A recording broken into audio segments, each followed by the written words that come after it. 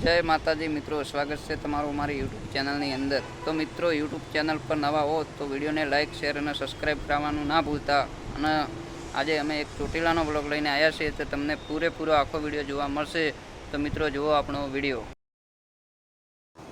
तो मित्रों फाइनली अमे निकળી गया छे ચોટીલા એટલે કે ચામુંડમાના दर्शन करवा। અને मित्रों वीडियो में बन्या रहेजो ज्यार सुधी आपणो वीडियो पूरो ना थता सुधी।